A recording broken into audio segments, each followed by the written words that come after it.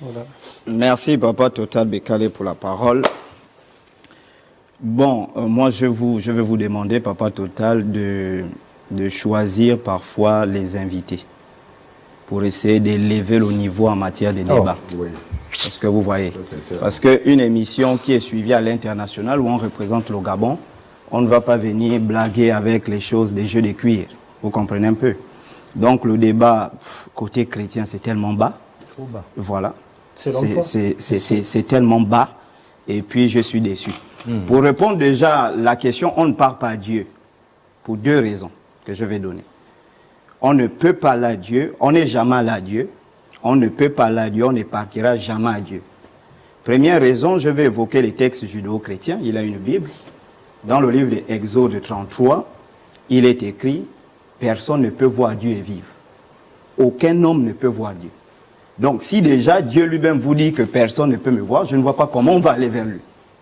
Ça, c'est première chose. Ensuite, dans le livre des Jean, Jésus a dit « Personne n'a jamais vu Dieu. » L'apôtre Paul, dans 1 Timothée chapitre 6, je pense vers le verset 16, il dit « Dieu habite une lumière qu'aucun regard ne peut atteindre. » Donc, rien que pour ces raisons, je pourrais même aller un peu plus loin, dans l'islam même.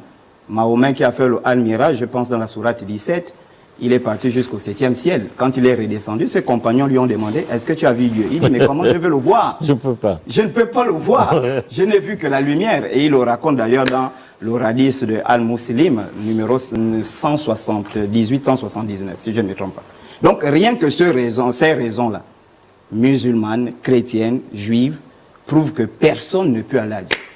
Et d'ailleurs, le monsieur, le prophète, je crois qu'il a mis le cirage à la tête. Je ne pense pas que quelqu'un qui a le cirage à la tête puisse aller vers Dieu. C'est déjà quelqu'un qui a honte de ce que Dieu a fait pour lui.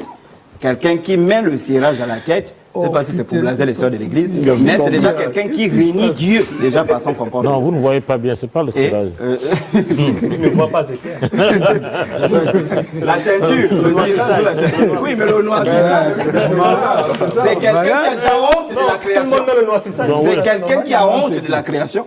Et quelqu'un comme ça ne peut pas aller vers le Créateur, vers Dieu. Parce qu'il a déjà honte de la création. Pour quelqu'un qui se dit prophète. Non, tu as honte. Je vais te calmer là tout à l'heure. Ils disent, mais j'en arrive. Il dit, dans cette Bible-là, si vous prenez les textes hébraïques, le Tanakh, le mot Dieu n'existe pas. Dieu n'existe pas. C'est Y-H-W-A et ça ne se prononce pas. Bon, eux ils disent Yahvé ou encore Elohim. Dieu n'existe pas. Le mot Dieu est un concept qui a été dans la langue française créé en